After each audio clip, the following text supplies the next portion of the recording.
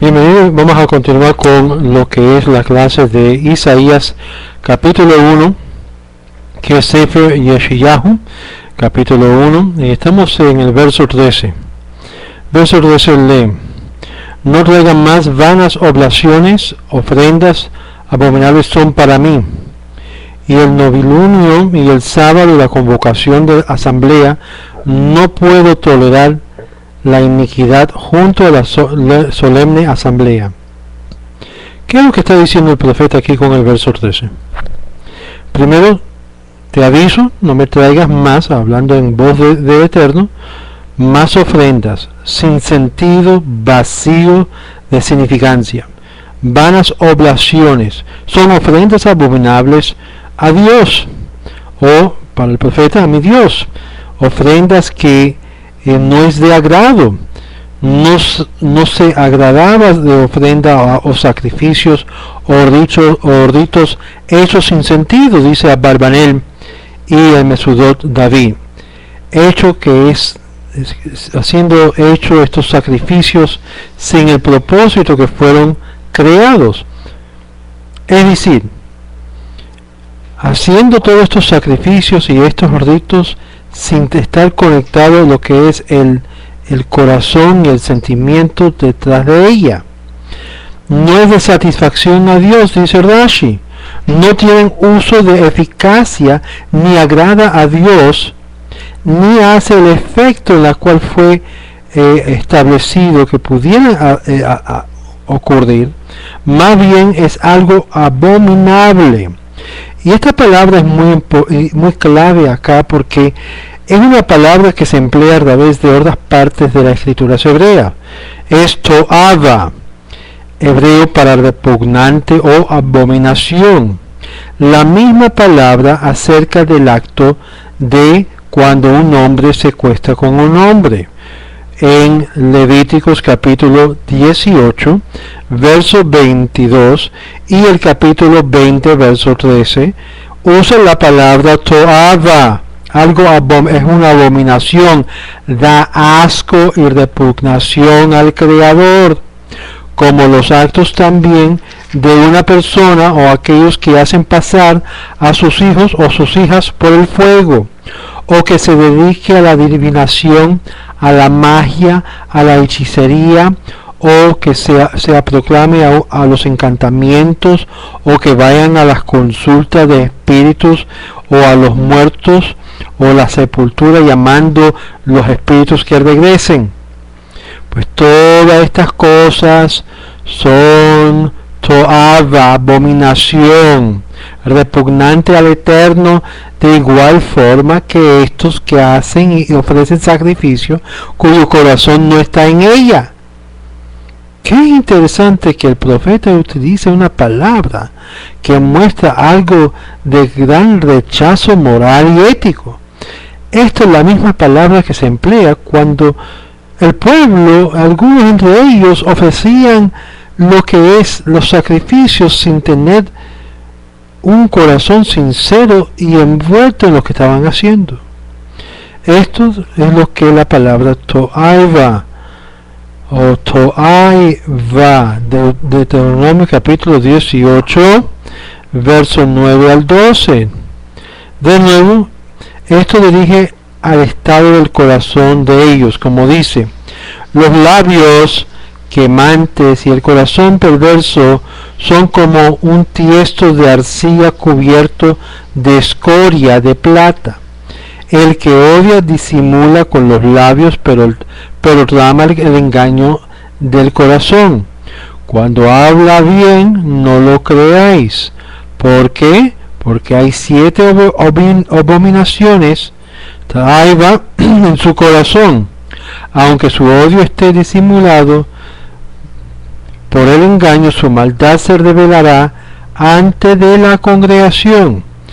Esto se encuentra en Proverbios 26, versos 23 al 26.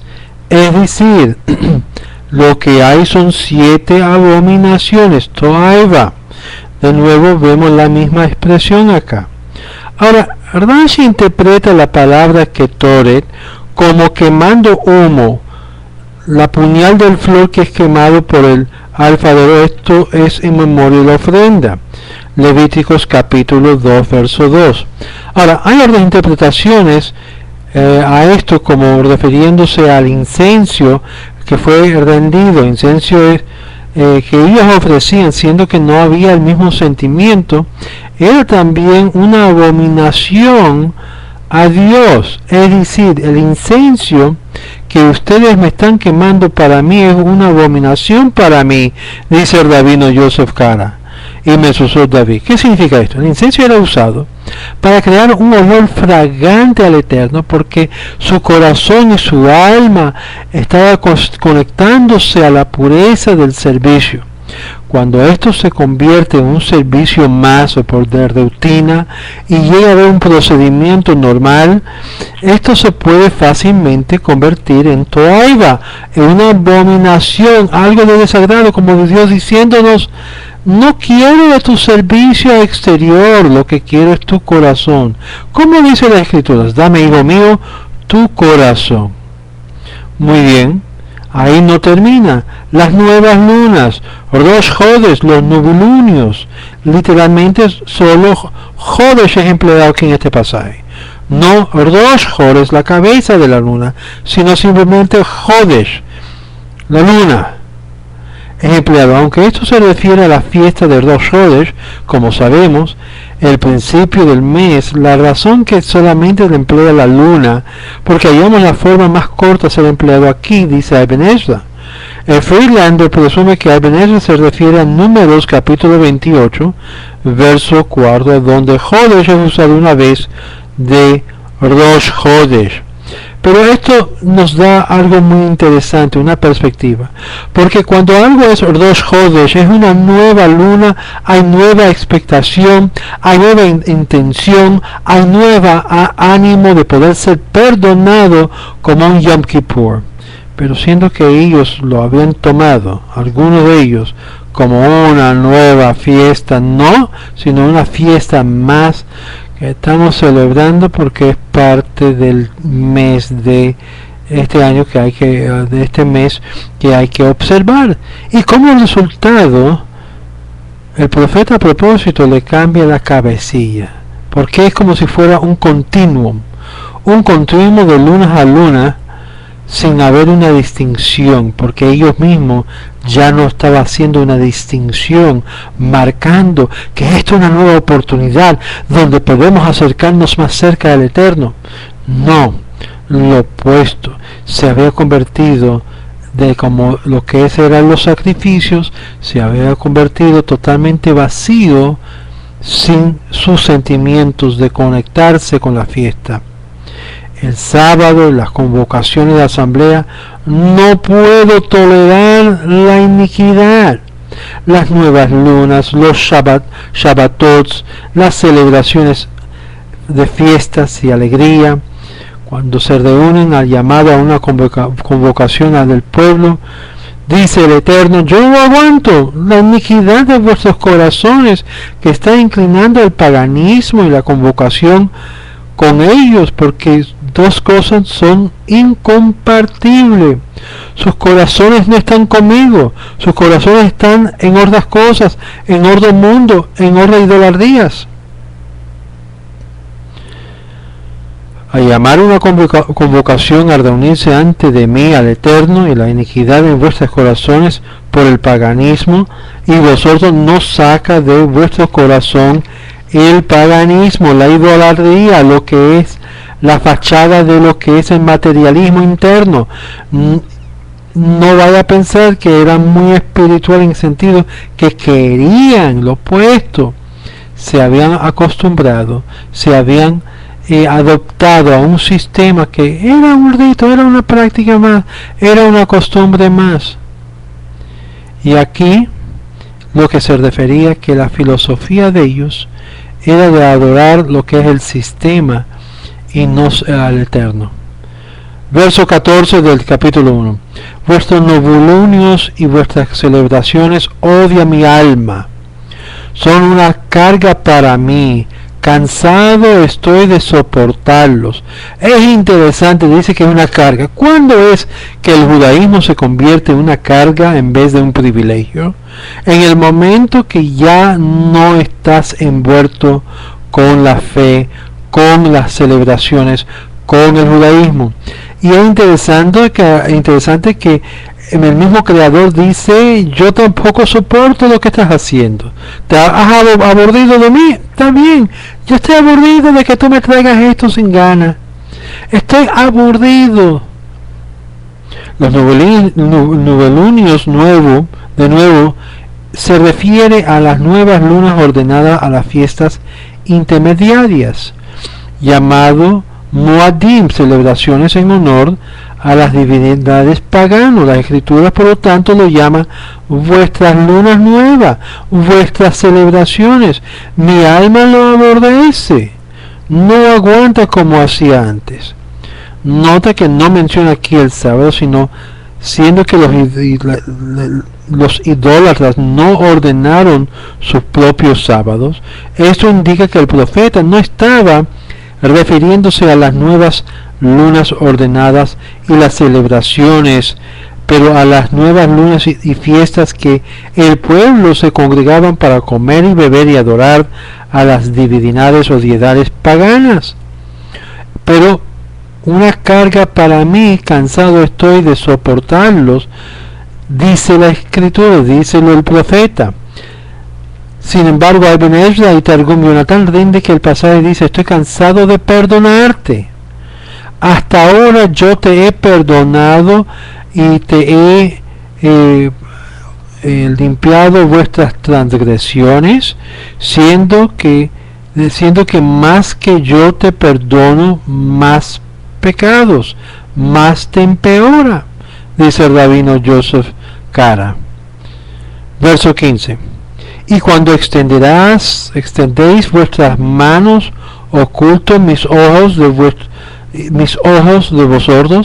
Si cuando me hacéis muchos rogativos, yo no os escucho, vuestras manos llenas están de sangre. ¿Cómo esto? Dios dice a través del profeta Isaías: cuando extienden vuestras manos, oculto mis ojos de vosotros. ¿Cómo es? Normalmente, ¿cuándo es cuando nosotros extendemos nuestras manos? Cuando necesitamos de su ayuda, cuando pedimos de verdad que necesitamos de Él. Y ahora dice aquí el profeta: cuando ustedes extienden mis manos, lo voy a esconder, no voy a verlo. ¿Por qué? Cuando me hacéis muchas rogativas, por favor. Dice: yo no os escucho. ¿Por qué? ¿Cuál es la razón? ¿Cuál es la causa? Ten en mente que hay una línea de pensar sobre todo esto de los versículos anteriores, del versículo 13 en adelante. Hay una conexión. Estamos hablando que no hay deseo, no hay gana, no hay kavaná, no hay sinceridad en conectarse y entender que esto es importante. Dios dice a estos de doble ánimo que el tiempo de la oración, cuando está de pies con vuestras manos extendidas al cielo, yo no escuchará vuestras oraciones. Dice a Barbanel y Mesudot David. Jonatán, Targum Yonatán, sin embargo, rinde esta expresión que cuando los sacerdotes extendían sus manos a orar por ti, que es la verajá sacerdotal, que normalmente dice Ishmereja, Elohim Ishmereja. Dice: sin embargo, cuando ellos hacen eso, los sacerdotes tienen sus manos a orar por ti, mi presencia se retraerán de ti. En vez de que la presencia esté sobre ellos, se irá de ellos, huirá de ellos. Los rabinos interpretan esto como una alusión de la bendición sacerdotal, la cual es recitando las manos extendidas. Por lo tanto, ellos deducen que un Cohen quien cometió asesinato es descalificado de bendecir al pueblo de Israel, siendo que el profeta termina con el versículo: vuestras manos están llenos de sangre, implicando que por causa de vuestras manos están llenos de sangre, yo esconderé mis ojos de ti, no escucharé a vuestra bendición hecha por los sacerdotes. Berajot 32b. Es interesante que el que se apresura en enojarse, irarse y bochornar a otra persona es como uno que derrama sangre. Hay que tener mucho cuidado de no bochornar a una persona donde su rostro se llena a colorarse del color rojo, de bochornarse, porque de verdad, en un sentido literal, está derramando sangre cuando las venas de la cara comienzan a explotar. ¿Qué dice aquí el profeta? Vuestras manos llenas están de sangre. Citado aquí se utiliza lo que es el Kitzur Shulchan Aruch para hacer referencia del pecado que se muestra en el descargar de semen en vano, utilizando la mano para eyaculación. Esto de acuerdo al rabino Shlomo Ganzfried, que equivale el derramamiento de semen por el hombre como asesinato de seres humanos en potencial. Génesis capítulo 37. También ve el Sedra de Vayeshe de Rashi. Es decir, esta acción es derramando sangre de inocentes de vida. Ahora, interesante. Quiero conectar a esto, que está en un pasaje de, me parece, Yevamot o Nedarim, no me recuerdo exactamente, está en el Talmud, y menciona este asunto que los conversos es una gran aflicción sobre el pueblo de Israel.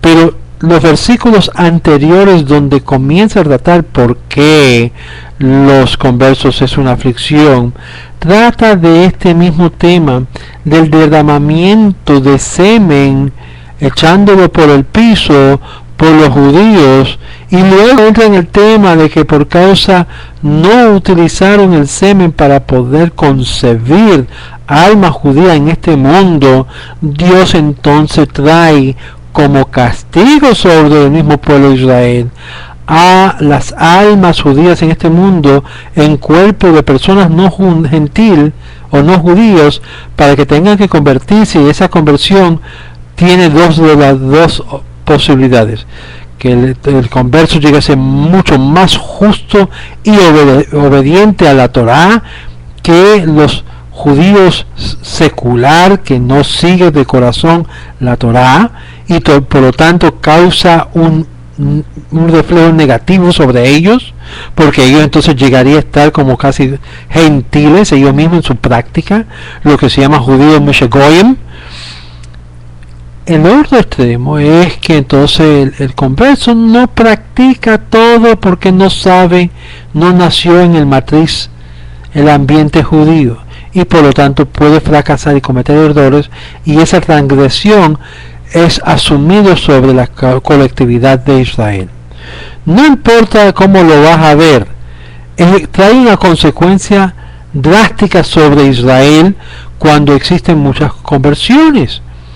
Ahora, la pregunta que nadie ha hecho sobre ese pasaje del Talmud es ¿por qué existen tantas conversiones? Es ahí donde hallamos que la razón por que hay tantas conversiones es por la razón que hay tanto desperdicio de semen humano, semen judío, en la cual están obligados de concebir, y por causa que están echando a perder, Dios entonces envía este procedimiento para hacer reparación y para que se arreglen las cuentas con Kelal Israel. ¿Por qué? Porque no permitieron poder entrar en este mundo por un medio normal de lo que es la reproducción. Esto es la razón en la cual antes de la venida del Mashiach dice que todas las almas que están en el Guf de allá en Shamaim tienen que descender y tomar expresión para estar presente. Y si el judío no se reproduce dentro de la misma simiente judía, entonces forzará de que estas almas entran en cualquier guf que puede tomar expresión y que puede hacer un retorno a la Hebra, a la comunidad judía, sea por conversión, o sea por retorno, o sea por cualquier medio que es necesario. Interesante. ¿Por qué hay ahora un movimiento tan grande de conversión y retorno y todo esto? Ya te da una respuesta. Y el Eterno le dice al pueblo: vuestras manos están llenas de sangre, significando también la idea de el derramamiento o desperdicio de semen. Verso 16: lavaos, limpiaos, extirpad el mal de vuestras acciones ante de mis ojos. Lavaos, vocalizado con un patak, la forma imperativa, siendo que está derivado de ratz, pero en el tenso pasado, rahatsu, usa el kamatz y no el patak, dice Rashi. Rahatsu con el patak es un verbo transitivo, consecuentemente Ibn Ezra interpreta esto como lava vuestras manos de la sangre que has derramado. Es decir, cuando uno está en un estado de contaminación, tiene que limpiar o poner sus manos en Megvea o Netilat Yadayim, para que de esta forma espera hasta el siguiente tiempo. Uno dice todo el cuerpo. Limpiaos ustedes mismos. Esto es una conjugación reflexiva. Ordinariamente debería haber un tab después de la letra E de Hizakut en hebreo, pero en vez la palabra empleada es Hizaku con un dagger fuerte en la letra del Zayin. Esto significa una acción de remover la mancha de la sangre. Es decir, es como limpiar de las manos la sangre que ha sido derramado. Es un verbo fuerte, dice Ibn Ezra. 10 exhortaciones de la expresión de arrepentimiento, teshuvah, están aquí enlistados, y esto corresponde a los 10 días de penitencia, los 10 versículos del reinado, recordancia de Shofarot en el servicio de Rosh Hashanah.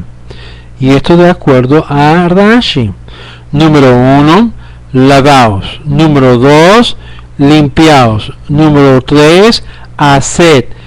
Número bueno, no estamos en el orden, pero número déjame repetir el orden. Número 1, lavaos. Número 2, limpiáis o limpiaos. Número 3, remover. Número 4, aprender. Número 5, buscar. Número 6, fortalecer. Número 7, hacer. Número 8, implorar. Número 9, ir. Y número 10, cesar. Ahora, cada uno de estos son términos en los cuales la persona que es penitente debe de procesarse. Lavaos es lo que habíamos hablado, sumergirlo en Mikvah. Limpiaos o remover la mancha. Remover obviamente significa quitar lo que hayas manchado. Aprender significa cómo aprender a hacer lo correcto. Implorar es hablar con Dios y implorarle ayuda y asistencia divina. Buscar significa la acción que el ser humano comienza a estudiar y aprender y querer conectarse con todo su alma al Creador. Fortalecer significa el estudio, el resultado del estudio, en la cual se le involucra en fortalecer la emuná y la fe en ese Dios para continuar de una forma conectado con Él. Ir significa que hay que levantarse y moverse. Cesar significa parar haciendo lo malo. Y ahí es donde vamos a entrar. Cesar, hacer el mal. Lehará, Rashi explica esto porque la preposición está ausente en el hebreo. La escritura hebrea no tiene escrito Maihará, que significa desistir de haciendo el mal, ni tampoco usa la expresión de Hadalá, parando, sino como por ejemplo, como dicen Números, capítulo 9, verso 13, y falló al hacer el Pesach. Génesis, capítulo 41, verso 4, dice lepesa, que significa el contar paró, el haciendo falló. Aquí también para el haciendo el mal, acciones delante de mis ojos, acciones que enfrenta o confronta a Dios, consecuencia ojo por ojo, es decir, que cesa, parar, no continúe haciendo el daño que estás haciendo. Verso 17. Aprended a hacer el bien, buscad la justicia, ayudad al oprimido, considerad al huérfano y defended la viuda. Vamos a ver algunas cosas aquí. Aquí estamos hablando a lo que está supuesto a ser una persona penitente, una persona que quiere cambiar su dirección, una persona que de verdad reconoce el mal que él o ella ha hecho. Lendú significa siéntate a estudiar cómo hacer las cosas correctamente, cómo hacer el bien. Mucha gente piensa que están haciendo un bien cuando hacen un acto supuestamente de caridad. La mayoría de las personas que lo hacen no lo hacen correctamente. ¿Por qué? Porque lo hacen de acuerdo a su forma de comprender las cosas, no la forma como Dios quiere que hagamos las cosas. Ahí está la gran distinción, porque involucra la intención, involucra también la manera que lo vas a hacer, la intención y de verdad también la cualidad de lo que estás haciendo.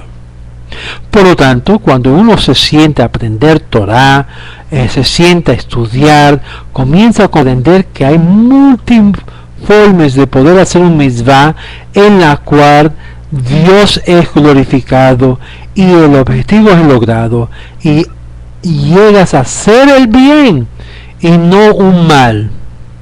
Por lo tanto, hay que aprender cómo hacer el bien, cómo ir a visitar a los enfermos. No es cosa fácil. Hay su sensitividad, hay su aspecto de cómo acercarse al enfermo, hay los salmos que se debería leer si no es de molestia al enfermo. Buscar la justicia. ¿Qué es esto? Vamos a entrar a lo que es todo esto. Aprender lando esto con el acento en el rafé, es un sentido débil sin un dagesh. Esto es la forma de lamod, aprender a hacer bien. Uno quien enseña, a sí mismo es enseñado. Es la forma de un kal. Kal homer, de esto aprendemos.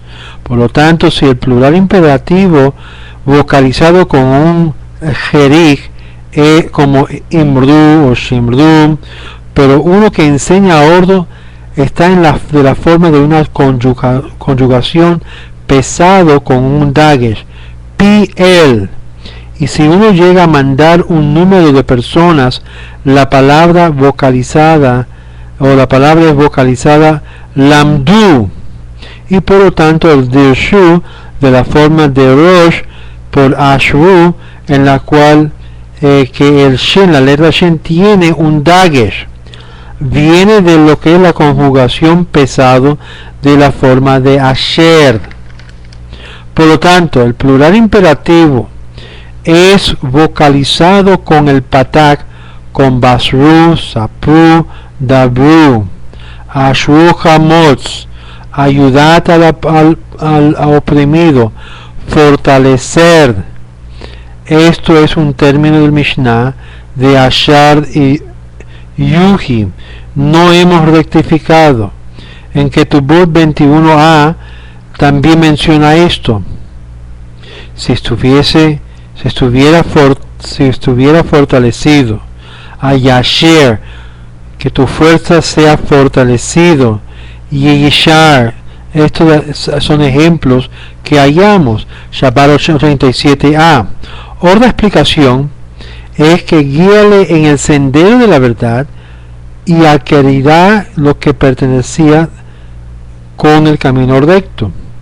Una expresión de Job 23:11: mis pies se mantuvo fiel a sus pasos. Esto es lo que significa estar fortalecido, estar recto, estar fuerte. Esto es la expresión de Ba'ashuru en Proverbios 23, verso 49. Y ir en el camino de vuestro corazón, de Asher, dice Rashi. El oprimido, robado, significa esto, es decir, que fue robado, estafado, dolorido. Amos dice que esto significa que los oprimidos son robados, de las palabras muy similar, los desleales, que se sintieron estafados.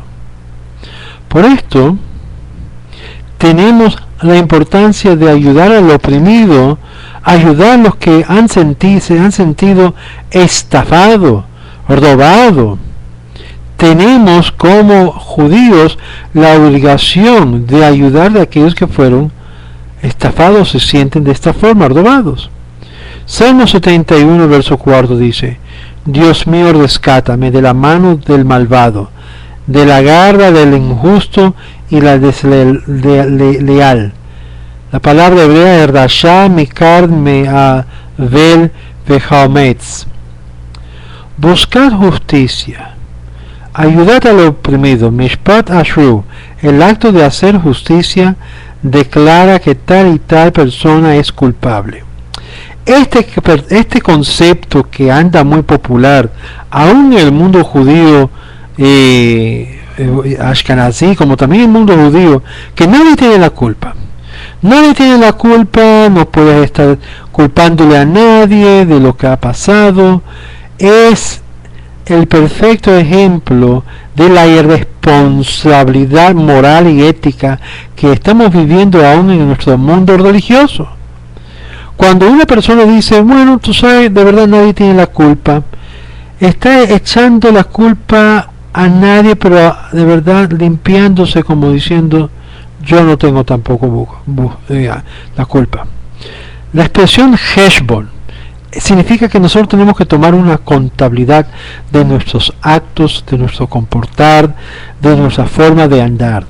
Y tenemos que hacer una contabilidad de cómo nosotros actuamos delante de la sociedad, como también delante de otros seres humanos.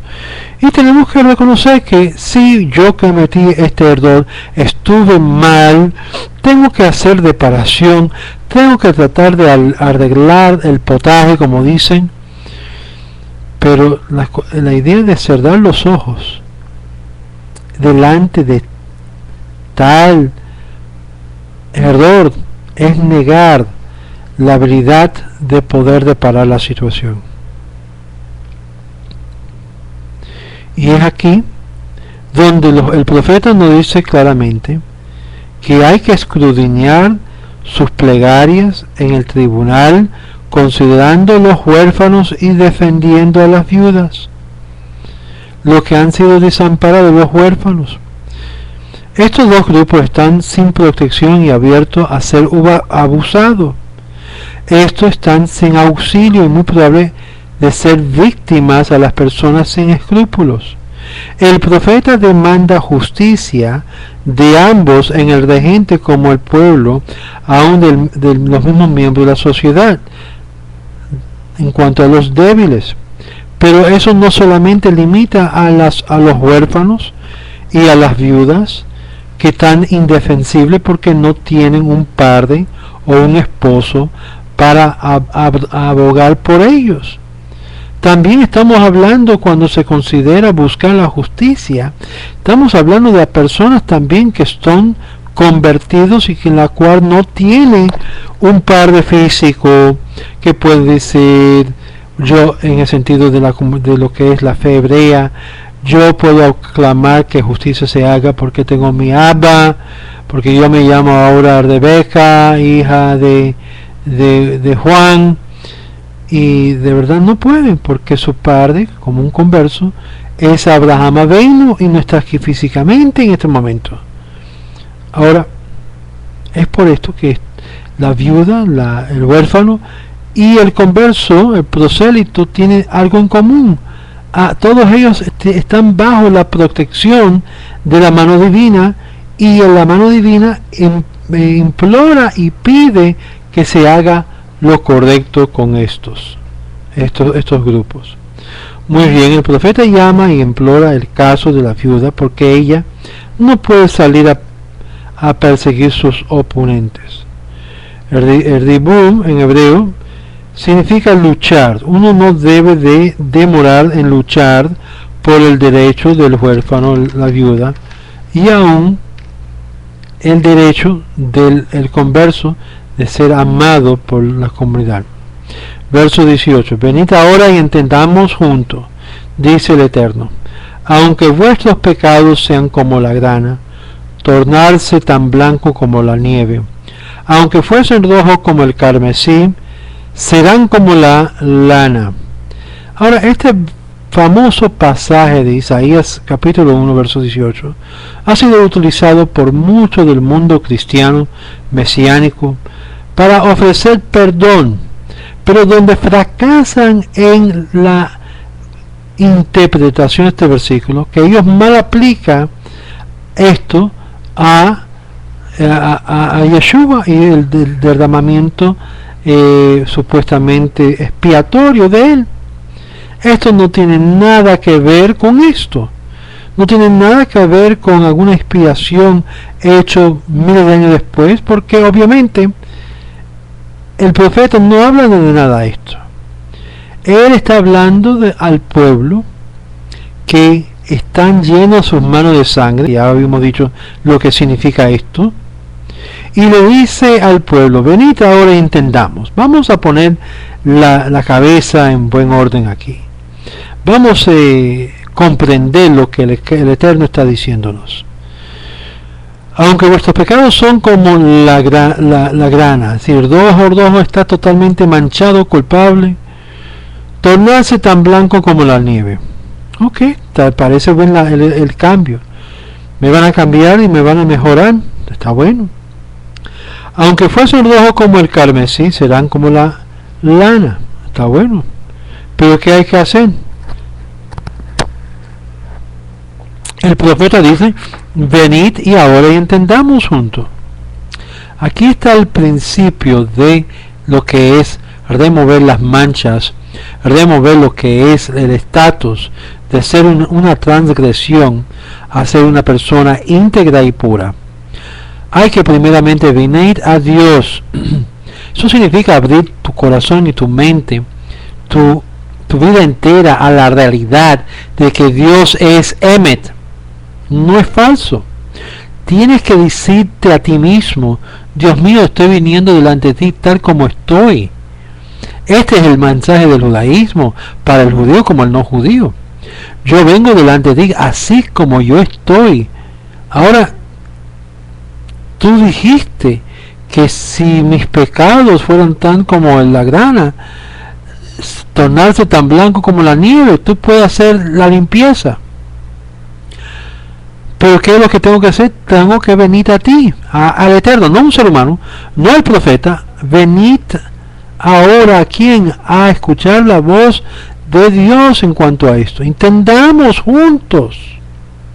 Significa que tiene que haber comprensión de lo que estás haciendo, comprensión de lo que tienes que hacer de hacer teshuvah. Lejuna, ve ahora, venibuaja, razonamos juntos, viene del verbo a aprobar, es decir, llegar a una decisión lógica. Esto significa un proceso, yo sé que muchos me van a criticar con esto, de hacer un cambio, una conversión. ¿Qué significa conversión? Cambiar de forma de mente. Es por esto que yo digo en uno de mis videos que el judaísmo se enseña a ser proselitista. Hay que cambiar las mentes y la forma de pensar de miles de personas que están envueltos en la transgresión de el día y tienen que parar y volverse a Dios y ser convertido a Dios. No por uno mismo, yo no puedo hacer eso para usted, pero que ustedes mismos entienden la necesidad de que cambien su dirección hacia una vida directamente, hacia la vida licenciosa de pecado, lleno de maldad, a una que es de esa consagración y conexión con el Eterno. De esto es lo que estamos hablando, de una conversión.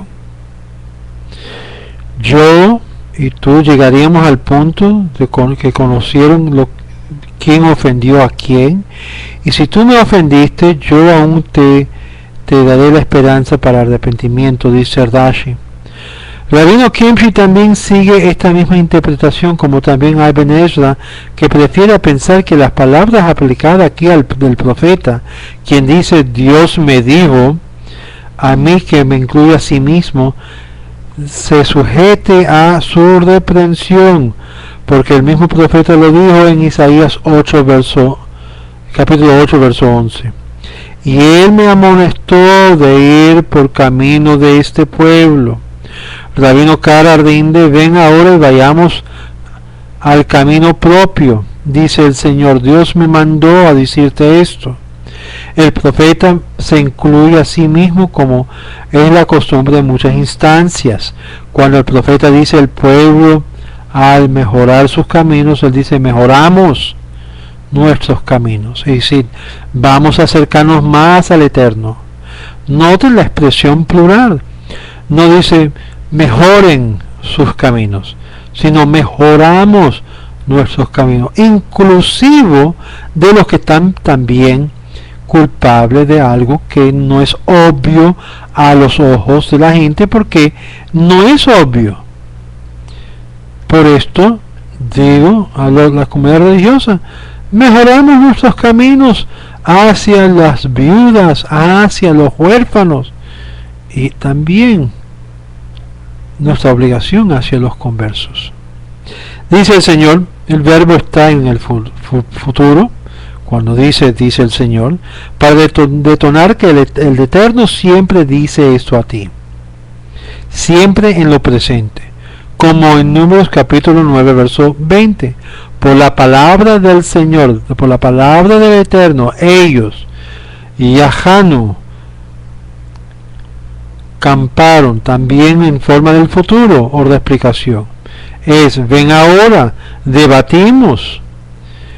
¿Qué es escrito anteriormente? Para el hacer el mal, aprender a hacer el bien, y después que regrese a mí, a Dios, ven y vamos a debatir juntos.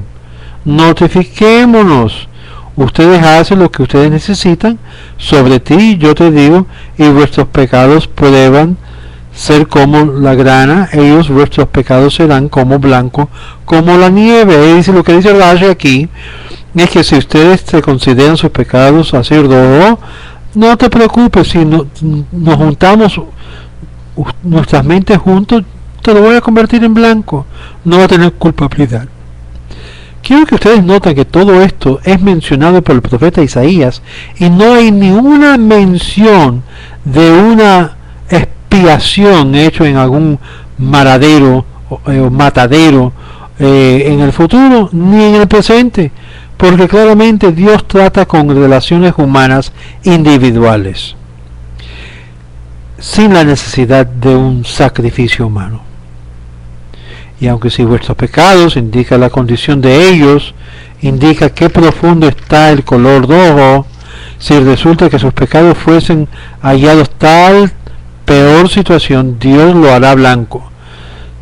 Si aceptarían la oferta divina, como la grana. La grana aquí es en hebreo la palabra tolá, tav kav lamed ayin, literalmente si fuera como un gusano.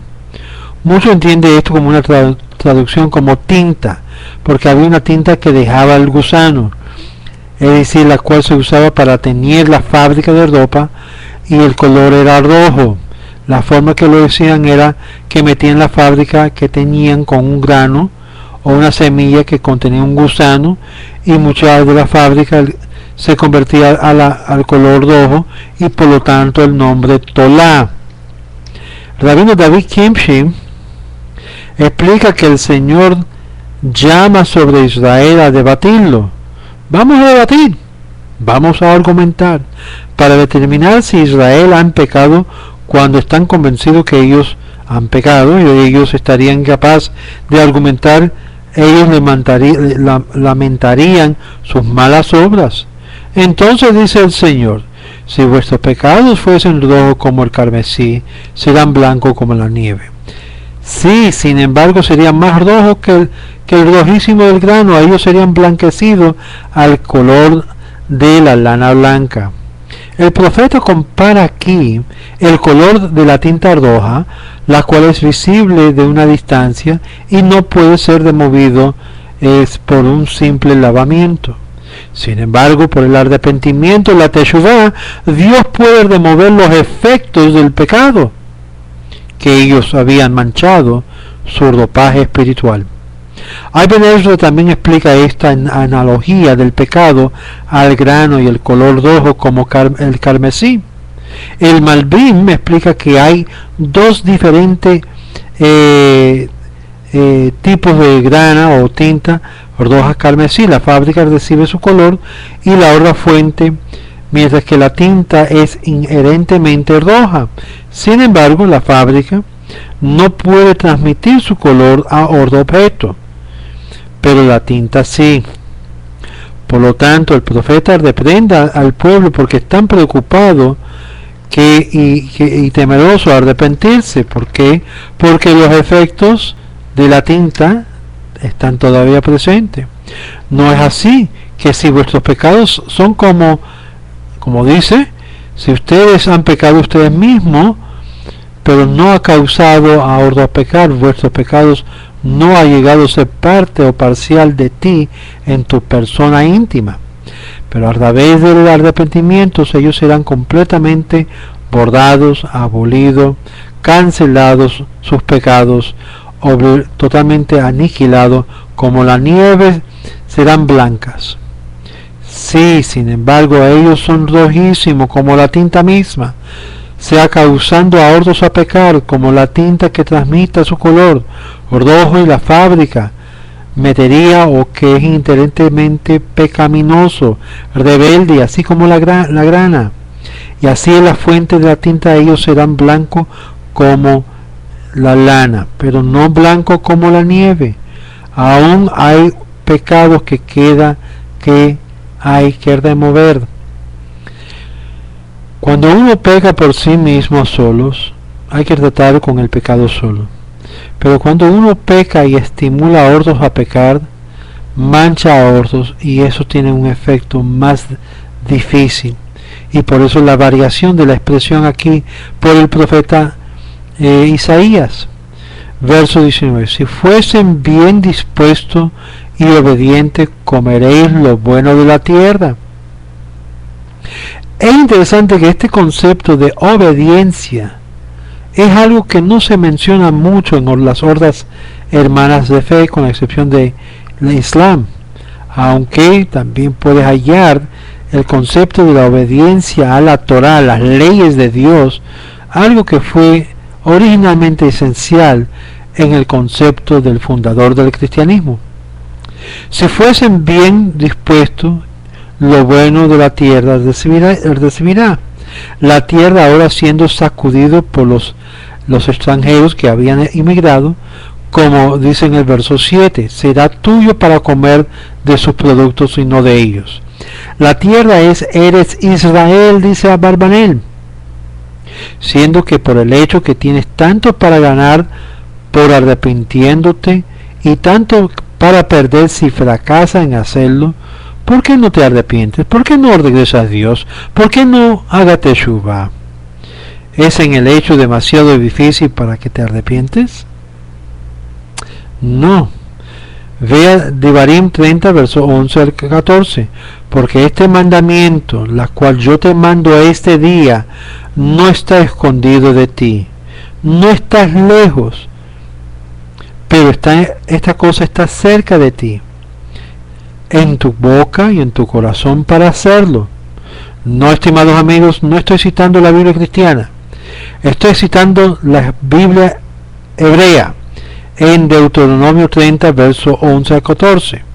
La Biblia cristiana distorsionó este pasaje de Deuteronomio y dejó fuera algunas palabras muy clave, y es para que hiciera los que está mandado aquí. Porque este mandamiento, la cual te mando este día, no está escondido de ti, ni está lejos, pero esta cosa cerca de ti, en tu boca, en tu corazón, para hacerlo. En la Biblia cristiana, el autor Pablo deja a un lado y en vez dice simplemente ponerlo en tu boca, confesarlo con tu boca y creerlo en tu corazón. Eso es algo incompleto y lo que es fracasa la marca de una teshuvá correcta.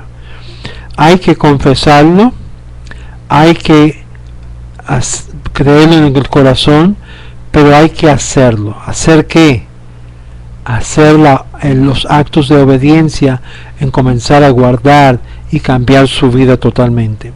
De acuerdo al Rambam, esto se refiere al precepto de teshuvá. Y el Rambam menciona diferentes tipos de teshuvá. Teshuvá completo, teshuvá parcial, ¿me entiende? Y puntos de vista que es interesante a leer. La disposición está en tus manos para teshuvá, ¿o no? La decisión de vida o muerte está en la mano de quién. Está en la mano del ser humano. Está en tu boca y en tu corazón. Tú decides en tu boca lo que vas a lo que has decidido en tu corazón. Verso 20. Pero si negáis y os rebeláis, devoradas seréis con la espada, porque la boca del Eterno lo ha dicho. No es fácil. Para el judío, esto es una realidad que es la historia hebrea, lo hemos vivido.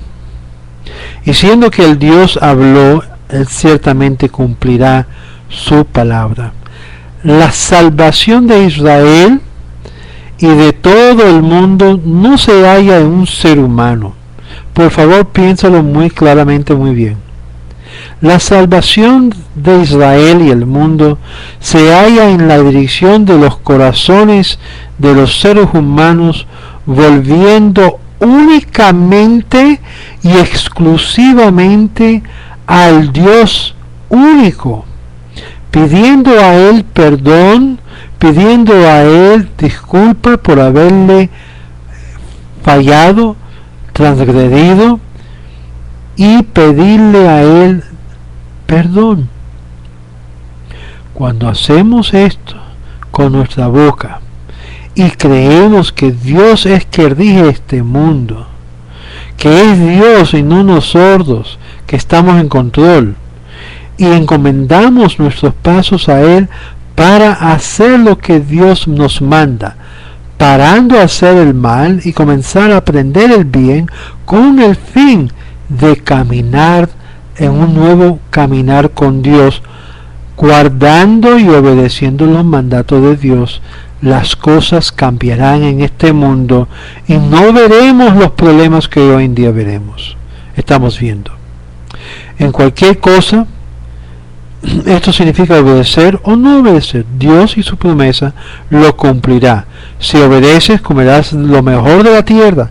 Si desobedeces, bueno, los enemigos van a devorar todos los beneficios.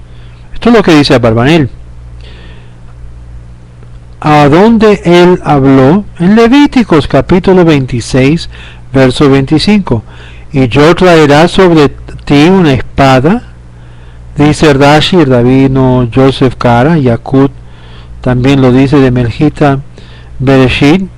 El rabino Kara comenta que los rabinos no hubiesen identificado esta profecía con la de Moisés en la Torá, no buscarían la fuente de esta declaración, pero dependería sobre el profeta y el creer sus palabras que Dios en hecho hizo tal declaración, y por ejemplo él no habría interrumpido como parte de la profecía, como parte de la profecía de Israel. Increíble como la ciudad fiel se ha tornado prostituta. era plena de justicia y la rectitud moraba en ella, pero ahora es refugio de homicidias. Ejal es un grito, es la palabra. ¿Cómo? Grito de lamentación. Aita lezona kirdia nemuna milayati mishpot sedek yalin ba veata mitzraim mitzratzchim. Como la ciudad, la cual era fiel y habitaba la llenura de justicia y rectitud, ahora está habitada por homicidios. Dice Rashi. Lezona es una palabra muy potente en hebreo. Además de significar que es infiel a su esposo, Dios lo traicionó por viviendo con hordos. Es decir, un zona es una mujer de la mala calle, se puede decir, pero es convertido, traicionaron a Dios con hordos dioses. De igual forma que la mujer traiciona al hombre conviviendo con hordos hombres. Así era Yehudá, quien en los días de David, Salomón, Asa y Jehoshaphat no sacrificaron en los lugares altos de idolatría y aún a los Hasharim. Dice el rabino Kimshi, lezona no necesariamente significa prostituta. Una prostituta tiene la idea que se vende para un intercambio de dinero por un acto de relación. La palabra correcta de ramera, porque la palabra ramera lo hace sin tener que le paguen y es infiel a su marido, no solamente con su cuerpo, pero que su corazón lo lleva a la infidelidad. Es decir, ella no busca ser recompensado, ella busca lo que es el placer de ser satisfacida por otros, no por su marido. Esa plena justicia, Milayati Mishpat, equivale a Milayat Mishpat, el Yod siendo superfluidas, adicional aparente, como el libro en Lamentación, Rabati Am, grande en población, equivalente a Rabat Am, grande pueblo. Rashi y Redak menciona esto. Rabino Kimshi comenta que Jehoshaphat asignó jueces a través de la tierra de Judá, especialmente en Jerusalén, y los cargos a juzgar honestamente con temor de Dios, como menciona en Primera de Crónicas, capítulo 19. El profeta está haciendo un contraste en el tiempo de Jehoshaphat y la rectitud que moraba en ella. El alba diario de sacrificios espiaba por los pecados cometidos en la noche, y los que sacrificaron diario en el mediodía espiaba por aquellos en el día. Esto lo menciona Rashi en Yakut Shimon y Yakut Mahirah de Pesikta de Rav Kahana, la página 61b. Otra explicación es que ellos dejaría que los casos penalidades capital descansaban pasando la noche cuando no se hallaba mérito, ahora habían llegado a ser homicidios. Esto de acuerdo al comentario de Rashi en el Talmud Sanhedrin 35a. Aquí Rashi explica que ellos no practicaban el procedimiento que permitía en el caso al descansar después que pasaría la noche. Ellos fueron de todos modos hallados como homicidios, hallando en pestilencia, dice Rav Kahana.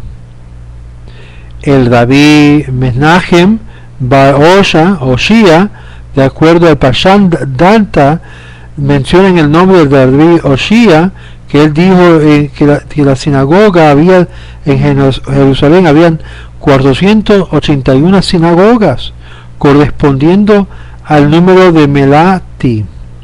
De acuerdo a la edición de Pesikta, había 481 sinagogas, y esto basado sobre las lamentaciones Rabá 2.2. De acuerdo a Matenot, la palabra está escrita sin un alef. Algunos teorizan que juntos con el templo mismo había 481 sinagogas. Para referencia de esto pueden ver Pesita de Rabba Kahana y en Bulbo edición de Mirdash Eja, Lamentación. Pero ahora estas sinagogas eran refugios de homicidios, de asesinos. Ellos mataron a Urias, ellos mataron a Zacarías, dice Rashi en Pesita de Rab Kahana. Urias vivió en los días de Jeremías, pero por sus profecías no favorables, él fue matado por Jehoiakim, y esto tenemos referencia en Jeremías, capítulo 26, versos 20 al 26. Zacarías, el hijo de Joaida, reprobó el pueblo durante el reino de Joash, rey de Judá, por cuya orden fue matado. Vea también segunda de Crónicas, capítulo 24, versos 15 al 22. En Pesicta relata que fue matado Esrat Kohanim, la tribunal de sacerdotes sobre Yom Kippur, la cual cayó sobre el sábado, cuando Nebuchadnezzar invadió a Jerusalén y halló la sangre hinchado en buscando apaciguar lo que era la hinchazón de la sangre. Asesinó más de 80,000 sacerdotes jóvenes. Finalmente Dios ordenó que la sangre parara de hervir y fue absorbido en su lugar, y este relato se halla en el Talmud Yerushalmi, Tani 4.5, en la traducción de Lamentación Rabbah 23 y también 22, y también en Sanhedrin 96b y Talmud Gittin 57b.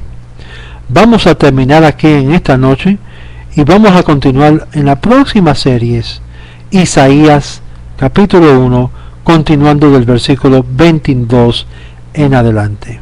Gracias, y en la próxima le esperamos Isaías Yeshayahu capítulo 1. Shalom.